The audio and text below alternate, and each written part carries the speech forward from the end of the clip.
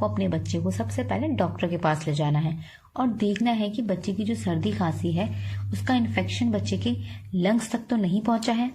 ये दिखाने के बाद, डॉक्टर को दिखाने के बाद ही आप कोई भी होम रेमेडी इस्तेमाल कर सकते हैं। तो अब बात करते हैं कि बच्चों के ऊपर क्या होम रेमेडीज होती हैं जो आप इस्तेमाल कर सकते हैं बच्चों की सर्दी के लिए। नमस्कार, स्वागत है आप सभी का बेबी केयर फैमिली पर। आज की ये वीडियो बहुत ज़्यादा इम्पोर्टेंट होने वाली है क्योंकि आज की इस वीडियो में हम बात करेंगे 3 महीने से छोटे बच्चे को अगर सर्दी हो जाए तो हमें क्या करना चाहिए। तो आइए अपनी वीडियो को हम शुरू करते हैं। 3 महीने से जो छोटे बच्चे होते हैं वो बहुत ज्यादा सेंसिटिव होते हैं। तो सबसे पहले आपको ये देखना है कि बच्चे की सर्दी बच्चों के फेफड़े तक तो नहीं पहुंची। इसके लिए आपको अपने बच्चे को सबसे पहले डॉक्टर के पास ले जाना है और देखना है कि बच्चे की जो सर्दी खांसी है उसका इन्फेक्शन बच्चे के लंग्स तक तो नहीं पहुंचा है। ये दिखाने के बाद, डॉक्टर को दिखाने के बाद ही आप कोई भी होम रेमेडी इस्तेमाल कर सकते हैं। तो अब बात करते हैं कि बच्चों के ऊपर क्या होम रेमेडीज होती हैं जो आप इस्तेमाल कर सकते हैं बच्चों की सर्दी के लिए।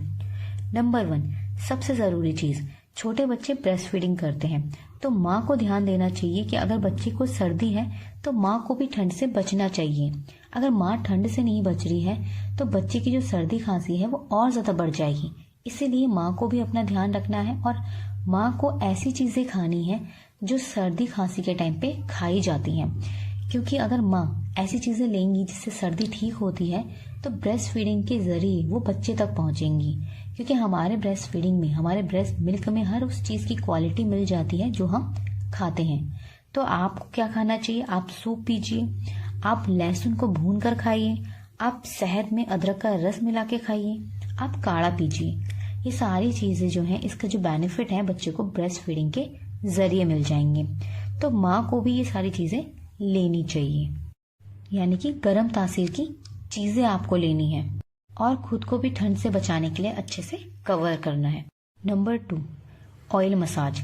आप अपने बच्चे की ठंड में जिस भी तेल से मसाज करते हैं उसको आपको हल्का सा गुनगुना करना है और बच्चे के सर पे, बच्चे के पैरों पे और बच्चे के हाथों पे अच्छे से मालिश करके बच्चे को मिटल्स, सॉक्स और कैप पहना दीजिए। इससे बच्चे को बहुत अच्छा आराम मिलता है।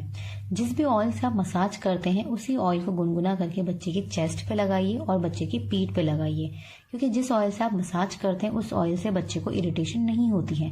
इसीलिए आप बच्चे की चेस्ट पे और बच्चे की पीठ पर उससे हल्की सी मालिश कर दीजिए, कपड़े उठा के। पूरे कपड़े उतारने की जरूरत आपको नहीं है। मालिश करने से बहुत अच्छा फर्क पड़ता है बच्चों की सर्दी में। नंबर 3, तीसरा तरीका होता है आपको मस्टर्ड ऑयल तैयार करना चाहिए। यानी कि आपको मस्टर्ड ऑयल, सरसों के तेल में 2 से 3 या 4 कलियां लहसुन की डालनी चाहिए और थोड़ा सा अजवाइन डाल के उसे अच्छे से पकाना चाहिए। इसको पकाने के बाद आप छन्नी से छान कर ठंडा कीजिए। बच्चे के सर पे हल्का सा और बच्चे के हाथों पे और बच्चे के पैर के तलों पर उसे अच्छे से मलिए, अच्छे से मालिश कीजिए और उसके बाद बच्चे को मिटल्स, सॉक्स और कैप पहना के बच्चे को सुला दीजिए।